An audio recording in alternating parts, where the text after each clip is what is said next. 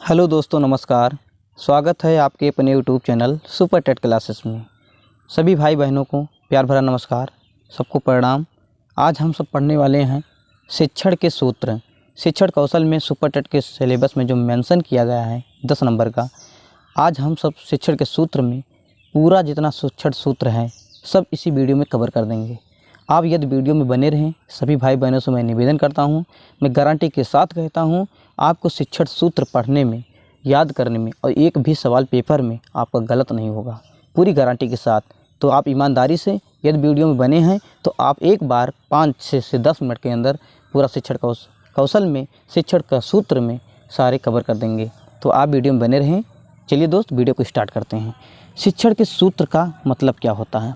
सबसे पहले देखेंगे हम शिक्षण के सूत्र का होता क्या है, सूत्र है क्या जो शिक्षण में प्रयोग किया जाता है। तो शिक्षण सूत्र शिक्षण प्रक्रिया में क्या है? शिक्षण सूत्र, सूत्र जैसे किसी भी सूत्र, किसी नियम। सूत्र का मतलब क्या है? नियम। किस नियम से हम शिक्षण कार्य करें कि बालक को वह चीज़ समझ में आए, इसीलिए शिक्षण सूत्र का प्रयोग किया जाता है। तो शिक्षण सूत्र शिक्षण प्रक्रिया में विशेष विधियों का, जब आप किसी अलग प्रकार से पढ़ाने का प्रयास करते हैं, विशेष विधियों का ज्ञान कराते हैं, जिन्हें ध्यान में रखकर शिक्षण करके शिक्षक अपने छात्रों की उपलब्धि में गुणात्मक सुधार कर सकते हैं। शिक्षण के सूत्र से आप क्या क्या कर सकते हैं कि शिक्षण प्रक्रिया में विशेष विधियों का ज्ञान कराते हैं, जिसे ध्यान में रखकर शिक्षण करके शिक्षक अपने छात्रों की उपलब्धि में गुणात्मक सुधार कर सकता है। मतलब क्या हुआ कि आप ऐसे नए नए ढंग से ऐसे ऐसे पढ़ाने का प्रयास करिए जिससे छोटा सा छोटा भी बालक, कम बुद्धि का बालक, मंद बुद्धि का बालक, हर प्रकार का बालक उस जिसका शिक्षण कार्य को कर रहे हैं आप, उसमें वह सहभागिता दे, वह उस चीज़ को समझ में पाए। इसीलिए शिक्षण सूत्र का प्रयोग किया जाता है। अब देखते हैं शिक्षक के सामने कौन कौन से प्रश्न होते हैं। शिक्षक के सामने बहुत प्रश्न हो जाते हैं कि मूल पाठ का आरंभ कैसे किया जाए। बहुत समस्या होती है जब आप शिक्षण कार्य करते जाते हैं। शिक्षण कार्य करते समय आप जैसे कक्ष में हलते हैं, कक्ष में जाते समय आपको सामने बड़े प्रश्न आते हैं कि मूल पाठ का आरंभ कैसे किया जाए, शिक्षण कब और किस क्रम में किया जाए। ये सारे प्रश्न हर टीचर के मन में आता है कि शिक्षण कब और किस क्रम में किया जाए, मूल पाठ का प्रारंभ कैसे किया जाए और बच्चों का ध्यान कैसे आकर्षित किया जाए। ये सारे सवाल मन में बने रहते हैं। और पाठ व विषय में उनकी रुचि कैसे उत्पन्न की जाए। हर शिक्षक चाहता है कि हम किस तरीके से पढ़ाएं, हमारा पढ़ाया हुआ हर बालक को समझ में आए। यही शिक्षक के सामने हमेशा प्रश्न रहता है। और शिक्षण सामग्री का प्रयोग कब, कैसे, कहाँ पर किया जाए। हर टीचर का इतने सारे प्रश्न हर टीचर के मन में होते हैं जब वह शिक्षण कार्य करने अपने टीचिंग रूम में जाता है। इसीलिए रेमंड के अनुसार, ये रेमंड कहते हैं कि शिक्षण सूत्र प्रदर्शन करते हैं, शिक्षण सूत्र पथ प्रदर्शन करते हैं। पथ मतलब रास्ता दिखाते हैं। शिक्षण सूत्र क्या करता है? शिक्षण सूत्र पथ प्रदर्शन करते हैं, वह हमें रास्ता दिखाते हैं जिसमें सिद्धांत से व्यवहार में सहायता के लिए अपेक्षा की जाती है। मतलब सिद्धांत से अपने व्यवहार में अपने सहायता के लिए अपेक्षा की जाती है। किसके अनुसार कहा गया था? रेमंड के अनुसार। किसके अनुसार? रेमंड के अनुसार। इसलिए पहला शिक्षण सूत्र देखते हैं हम, सरल से जटिल की ओर। कौन सा सूत्र है? सरल से जटिल की ओर। पहला सूत्र क्या कहता है? पहला सूत्र कि हमारा कार्य और हमारे पाठ हमारे छात्रों के मानसिक स्तर के, हमारा कार्य, हमारे पाठ हमारे छात्रों के मानसिक स्तर के अनुकूल होने चाहिए। मतलब जो चीज़ हम बच्चों को दे रहे हैं, जो चीज़ हम बच्चों को पढ़ा रहे हैं, वह कार्य बच्चों के स्तर के अनुकूल है या नहीं है, या उसके लेवल से हाई लेवल से है। इसलिए उसे सरल या कठिन बालकों की दृष्टि से होना चाहिए, न कि शिक्षक के अनुसार होना चाहिए। मतलब क्या हुआ कि सरल से जटिल का सूत्र कहता है कि हमारा कार्य या हमारा पाठ हमारे छात्रों के मानसिक स्तर के अनुकूल होने चाहिए, अर्थात सरल या कठिन बालकों की दृष्टि से होना चाहिए, ना कि शिक्षक के अनुसार होना चाहिए। ज्ञान तो हर शिक्षक के पास बहुत होता है, लेकिन वह ये नहीं सोच पाता कि क्या हम जो चीज़ दे रहे हैं, क्या वह चीज़ बच्चों के स्तर के अनुकूल है कि नहीं है, कर रहा हूँ, क्या वो चीज़ बच्चों के स्तर वह समझ में पा रहा है कि नहीं पा रहा है। हर शिक्षक के मन में ये सवाल रहता है। इसलिए जब भी आप शिक्षण कार्य करते समय जाएं तो वह सरल से जटिल की ओर होना चाहिए। आप पहले सरल चीज़ों को बताएं, बाद में धीरे धीरे जटिल चीज़ों की ओर बढ़ सकते हैं।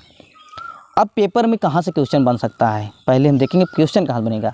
जब पेपर में पूछेगा इतना ही देगा कि प्रयोग पूछ लेगा, यह शिक्षण सूत्र का प्रयोग कहाँ हम कर सकते हैं। तो विषय वस्तु का प्रस्तुतिकरण करते समय मतलब विषय वस्तु का प्रस्तुतिकरण करते समय सरल से जटिल किस सूत्र का प्रयोग हम कर सकते हैं। पेपर में यही पूछेगा कि विषय वस्तु का प्रस्तुतिकरण करते समय किस शिक्षण सूत्र का प्रयोग किया जाएगा, तो सरल से जटिल की ओर आएगा। आपका क्वेश्चन ऐसे आएगा। उदाहरण देख लेते हैं कैसे करेंगे। मान लीजिए आप हासिल के जोड़ से पहले आप बच्चों को गुणा सिखा रहे हैं, जोड़ नहीं बताए बच्चों को, आप गुणा बता रहे हैं, तो बच्चा कैसे सीखेगा। इसलिए पहले सरल चीज़ें बताया जाए, बाद में कठिन चीज़ें बताई जाए। जैसे बच्चों को गिनती साधारण जोड़ के माध्यम से अगर सिखाया जाएगा, बच्चों को गिनती साधारण जोड़ के माध्यम से सिखाया जाएगा तो वह बच्चा जल्दी से सीख लेगा। यह कौन सा शिक्षण सूत्र कहता है, सरल से जटिल की ओर कहता है। तो उम्मीद करते हैं दोस्त सभी भाई बहन सरल से जटिल सूत्र आपको याद आ जाएगा। जब प्रयोग पूछेगा तो आप विषय वस्तु का प्रस्तुतिकरण करते समय आप लगाएंगे। ठीक, अगला शिक्षण सूत्र देखते हैं। अगला शिक्षण सूत्र है ज्ञात से अज्ञात की ओर। कौन सा सूत्र है, ज्ञात से अज्ञात की ओर। ज्ञात मतलब जो हम जानते हैं, अज्ञात मतलब जो हम नहीं जानते हैं। अर्थात शिक्षक को बालकों के पूर्व ज्ञान का, पेपर पूछता है, पूर्व ज्ञान को जांच कर उसी के आधार पर उन्हें नया ज्ञान भैया देना चाहिए। मतलब बच्चों के पूर्व ज्ञान को जांच कर उसी के आधार पर उन्हें नया ज्ञान देना चाहिए। तब वह बच्चा जिस चीज़ को आप बता रहे हैं, जिस चीज़ को आप समझा रहे हैं या जिस चीज़ को आप पढ़ा रहे हैं, तब वह बच्चा सीखता है। अब पूछेगा प्रयोग इसका कहाँ किया जाएगा। अब पेपर में सुपर टेट में दे देगा कि प्रस्तावना प्रस्तुतिकरण के समय कौन सा शिक्षण सूत्र का प्रयोग किया जाएगा। ऐसे क्वेश्चन आएगा सेम कि प्रस्तावना प्रस्तुतिकरण के समय कौन से शिक्षण सूत्र का प्रयोग किया जाएगा, तो आप लगाएंगे ज्ञात से अज्ञात की ओर। मतलब प्रस्तावना के समय बच्चों को कैसे पूछते हैं, मान लीजिए कोई पढ़ा रहे हैं, जैसे वर्णमाला बताने के साथ आप पढ़ा रहे हैं, वर्णमाला बताने के साथ प्रत्येक वर्ण का संबंध, जैसे का से कमल, का से कलम, का से कमल, तो का से जोड़ के यदि आप बताएंगे तो बच्चा जो का को जान रहा है, का को शब्द को परिचित है, का शब्द से परिचित है, का वर्ण से परिचित है, तो वह चीज़ कलम को पकड़ लेगा, उस शब्द को वो याद कर लेगा। इसलिए पहले हमें जो ज्ञात है, बच्चों के ज्ञात जो चीज़ है, जो बच्चा जानता है, उसी के अनुसार हमें शिक्षण कार्य करना चाहिए। उम्मीद करते हैं आपको ज्ञात से ज्ञात की ओर याद हो गया होगा। अगला शिक्षण सूत्र हमारा है स्थूल से सूक्ष्म की ओर। बहुत इंपॉर्टेंट सूत्र है। कौन सा शिक्षण सूत्र, स्थूल से सूक्ष्म। स्थूल मतलब या मूर्त से अमूर्त कहिए या स्थूल से सूक्ष्म की ओर कहिए, दोनों सूत्र का नाम एक ही है। जो दिखाई दे हमें मूर्त है, जो ना दिखाई दे वो अमूर्त है। इसलिए बच्चे को पहले जो चीज़ दिखाई दे रही है, जो चीज़ उसके सामने है, समक्ष है उसकी आंखों के, वह चीज़ जल्दी सीखेगा। जो चीज़ आप कल्पना के माध्यम से बता रहे हैं वो बच्चा जल्दी नहीं सीखेगा। यह शिक्षण सूत्र यही कहता है। क्या कहता है कि हमारे पाठ का प्रारंभ स्थूल वस्तुओं से किया जाए। मतलब हमारे पाठ का प्रारंभ जब हम कार्य करते पढ़ाने जाएं या जब भी हम शिक्षण कार्य करने जाएं, तो प्रारंभ में हमें स्थूल वस्तुओं से ज्ञान कराना चाहिए और उसका अंत सूक्ष्म बातों से हो। जब उसका अंत करने लगे तो आप सूक्ष्म बातों से करें। यह किसने कहा है, तो हर्बर्ट स्पेंसर ने कहा है। बहुत इंपॉर्टेंट है, परिभाषा भी समझ लीजिए और यह इसकी डिस्क्रिप्शन भी समझ लीजिए। किसकी, स्थूल से सूक्ष्म की सूत्र की ओर। तो हर्बर्ट स्पेंसर ने क्या कहा है कि हमारे पाठ का प्रारंभ स्थूल वस्तुओं से किया जाए और उसका अंत सूक्ष्म बातों से हो। कौन सा शिक्षण सूत्र कहता है, स्थूल से सूक्ष्म की ओर। इसका प्रयोग कहाँ करेंगे, आप पेपर में पूछेगा कि शिक्षण सहायक सामग्री का प्रयोग करते समय किस शिक्षण सूत्र का प्रयोग किया जाता है, तो स्थूल से सूक्ष्म की ओर या मूर्त से अमूर्त की ओर। क्योंकि शिक्षण सामग्री जब आप प्रयोग करेंगे तो वह शिक्षण सामग्री बच्चा देख रहा है, उसके माध्यम से आप बच्चों को बताएंगे तो वह बच्चा नए ज्ञान को जल्दी सीखेगा। जैसे गणित में जोड़ घटाना सिखाने के लिए आप गेंद का प्रयोग कर सकते हैं, आप गोली का प्रयोग कर सकते हैं, आप कंकड़ का प्रयोग कर सकते हैं, आदि का प्रयोग करके आप बच्चों के स्थूल से सूक्ष्म की ओर लेकर बढ़ सकते हैं, ताकि बच्चा जिस ज्ञान को सीख रहा है वो नया ज्ञान उसके व्यवहार में परिवर्तित कर सके। उम्मीद करते हैं आपको यह शिक्षण सूत्र याद हो गया होगा। अगला शिक्षण सूत्र पूर्ण से अंश की ओर। अगला शिक्षण सूत्र क्या है, पूर्ण से अंश की ओर। यह क्या कहता है, इस सूत्र का आधार क्या है, गेस्टाल्टवाद। गेस्टाल्टवाद का मतलब क्या है, समग्रता की बात करता है, मतलब पूर्ण रूप से बात करता है।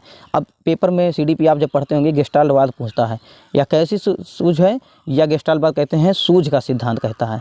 सूझ का सिद्धांत किसने दिया है, कोहलर साहब दिए हैं। इसलिए यह बहुत इंपॉर्टेंट हो जाता है कि पूर्ण से अंश की ओर कौन सा शिक्षण सूत्र है जो कोहलर के सिद्धांत से मैच करता है। तो वह गेस्टाल्टवाद सिद्धांत से पूर्ण से अंश की ओर वाला शिक्षण सूत्र मैच करता है। इसका प्रयोग कहाँ करेंगे हम? संपूर्ण विषय का ज्ञान करवाने हेतु। जब पेपर में पूछेगा संपूर्ण विषय का ज्ञान करवाने हेतु किस शिक्षण सूत्र का प्रयोग किया जाएगा, तो आप लगाएंगे पूर्ण से अंश की ओर। उम्मीद करते हैं दोस्तों आपको वीडियो पसंद आ रहा होगा। अगर नहीं समझ में आ रहा तो आप कमेंट बॉक्स में कमेंट कर सकते हैं, पर आप कमेंट करिए ज़रूर। जब पूछेगा संपूर्ण विषय का ज्ञान करवाने हेतु किस शिक्षण सूत्र का प्रयोग किया जाएगा, तो पूर्ण से अंश की ओर किया जाएगा। उदाहरण क्या है? जैसे बालक के सामने आप वृक्ष का रूप रख रहे हैं, वृक्ष पढ़ा रहे हैं, तो वृक्ष का बता रहे हैं, तो वह बालक पूरा देखता है वृक्ष को, उसकी टहनियों को नहीं देखेगा, उसके फूलों को नहीं देखेगा, लेकिन वृक्ष के सामने पूरा उसका चित्र बन जाएगा। और इसी का लाभ उठाकर शिक्षक क्या करेगा? शिक्षक को उसके सभी भागों का जानकारी देना चाहिए। जब बालक पेड़ों को देख रहा है, वृक्ष बना के आप बता रहे हैं, तो वह सब कुछ देख रहा है, लेकिन उसमें तना पत्ती सब कुछ वो बालक के सामने नहीं ध्यान दे रहा, लेकिन आप पूर्ण रूप को दिखाकर आप उसको छोटी छोटी बातों को उसको बता सकते हैं कि यह तना है या पत्ती है या फूल है या पराग है या सब कुछ है। जैसे आप मान लीजिए कविता पढ़ा रहे हैं, दूसरा उदाहरण देख लेते हैं। कविता पढ़ा रहे हैं, तो कविता पढ़ाने के लिए पहले संपूर्ण पाठ कराना चाहिए। संपूर्ण कविता को संपूर्ण पाठ करा दीजिए, पूरा एक बार रिवीजन पूरा पढ़ा दीजिए एक एक। अब इसके बाद एक एक पंक्ति का फिर अर्थ आप समझा दिए। तो संपूर्ण पाठ आप पढ़ा देंगे, कविता का पूरा रूप बच्चे जब एक बार पढ़ लेंगे, वह कविता उसको बच्चों को याद हो जाएगी। इसके बाद आप एक एक पंक्ति का फिर अर्थ समझा सकते हैं बच्चों को, ताकि उनके ज्ञान में वृद्धि हो सके। अगला, मान लीजिए आप कंप्यूटर का ज्ञान करवाने से पहले, कंप्यूटर पढ़ा रहे हैं आप, कंप्यूटर ज्ञान करवाने से पूर्व उसे उसके भागों का ज्ञान करवाना चाहिए। कंप्यूटर का ज्ञान करवाने से पूर्व उसके भागों का ज्ञान करवाना चाहिए। या किस शिक्षण सूत्र कहता है? या पूर्ण से अंश की ओर शिक्षण सूत्र कहता है। अगला, मान लीजिए आप भूगोल में पहले भारत का मैप दिखाकर फिर राज्यों का ज्ञान कराना चाहिए। जब आप भूगोल पढ़ा रहे हैं, पहले आप भारत का मैप दिखा दीजिए। इसके बाद जब बच्चा भारत का मैप देखेगा, वह नहीं पता है ये कौन सा राज्य है, पहले वह पूर्ण रूप से देखेगा सब कुछ।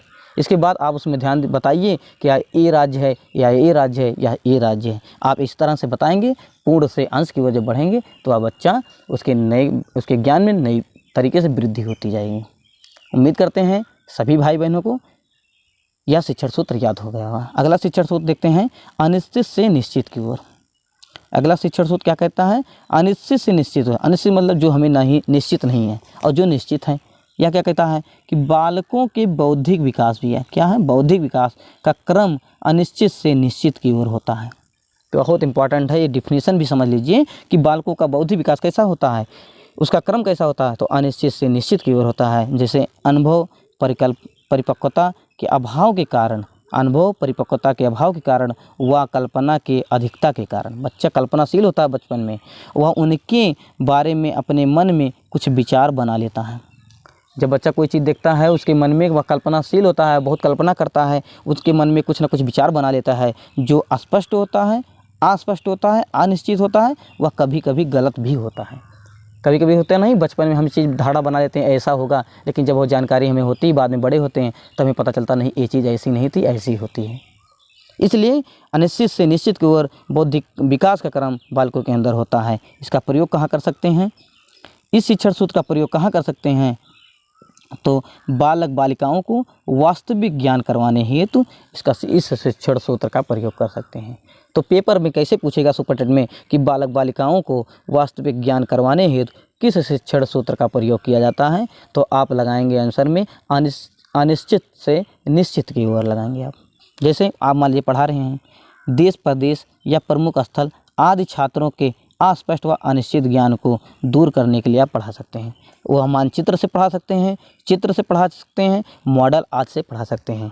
मान लीजिए बच्चा देश प्रदेश जान रहा, प्रमुख स्थल, उसके बारे में जब उसके राज्यों के पूर्ण रूप से अनिश्चित से जो चीज़ उसके दिमाग में कल्पना करके बनाया है, तो आप मैप दिखा के, आप चित्र के माध्यम से और मॉडल के माध्यम से आप बच्चों के उसकी जो कल्पना में जो चीज़ गलत तरीके से बैठ गई है, आप उसको दूर कर सकते हैं। इसलिए बालक बालिकाओं को वास्तविक ज्ञान करवाने हेतु अगर पूछा जाएगा तो आप अनिश्चित से निश्चित सूत्र का लगाएंगे।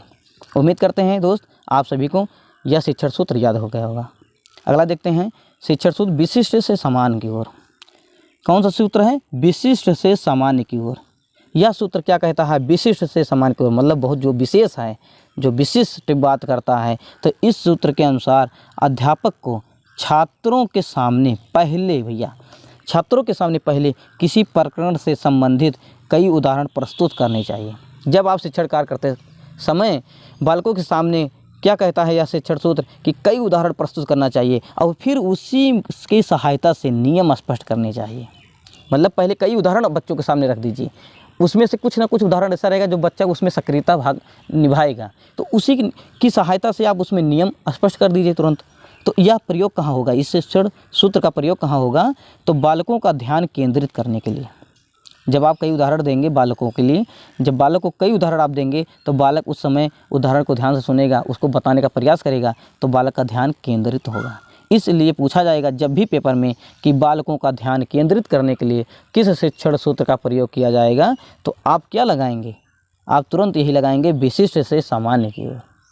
गलत ना करना, विशिष्ट से सामान्य की ओर लगाएंगे। जब ध्यान केंद्रित की बात आएगी तो विशिष्ट से सामान्य की ओर आएगी। इसका प्रयोग कैसे कर सकते हैं, आप विज्ञान पढ़ा रहे हैं, आप गणित पढ़ा रहे हैं, आप व्याकरण पढ़ा रहे हैं, आप शिक्षण में विशेष उपयोगी कर सकते हैं।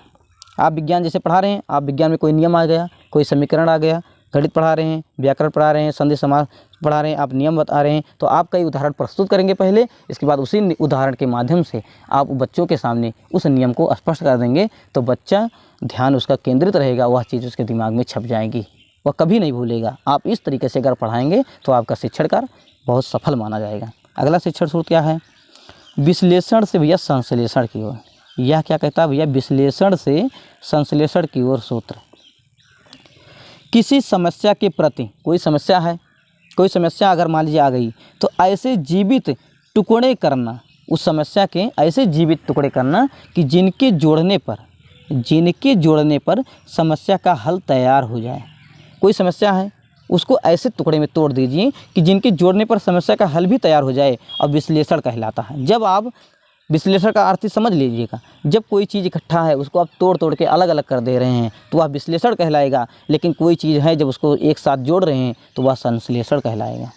इसीलिए कहते हैं विश्लेषण और संश्लेषण कहते हैं। और खंडों में प्राप्त ज्ञान को जब जोड़ कर समझाया जाता है तो उसे संश्लेषण कहते हैं। समझ लीजिएगा पहले विश्लेषण क्या है, संश्लेषण क्या है, कि किसी समस्या के प्रति ऐसे जीवित टुकड़े करना जिनके जोड़ने पर समस्या का हल तैयार हो जाए, और विश्लेषण कहलाता है। और खंडों में जब प्राप्त ज्ञान को जब जोड़कर समझाया जाता है तो उसे संश्लेषण कहते हैं। इसका प्रयोग कहाँ करेंगे, पेपर में पूछेगा इस शिक्षण सूत्र का प्रयोग कहाँ करेंगे, तो विषय वस्तु को उनके खंडों में विभक्त करने हेतु। जब पूछेगा कि विषय वस्तु को खंडों में विभक्त करने हेतु किस शिक्षण सूत्र का प्रयोग किया जाएगा, तो आप विश्लेषण से संश्लेषण की ओर लगाएंगे। आप गलत मत करिएगा दोस्त, इसीलिए बता रहे हैं सभी भाई बहनों से। इसका प्रयोग कैसे कर सकते हैं, मान लीजिए आप यूपी के सभी जिलों की जानकारी देना है, तो उससे पहले आप सभी जिलों की स्थिति बता दीजिए। उससे पहले आप सभी जिलों की स्थिति बताएंगे तो वह तोड़ तोड़ के आप बता देंगे, तो यूपी के सारे जिलों को बच्चों को पढ़ाने में दिक्कत नहीं आएगी। आशा करते हैं आप सभी को यह शिक्षण सूत्र याद होगा। अगला शिक्षण सूत्र क्या है, अनुभव से तर्क की ओर। अगला शिक्षण सूत्र क्या है, अनुभव से तर्क की ओर।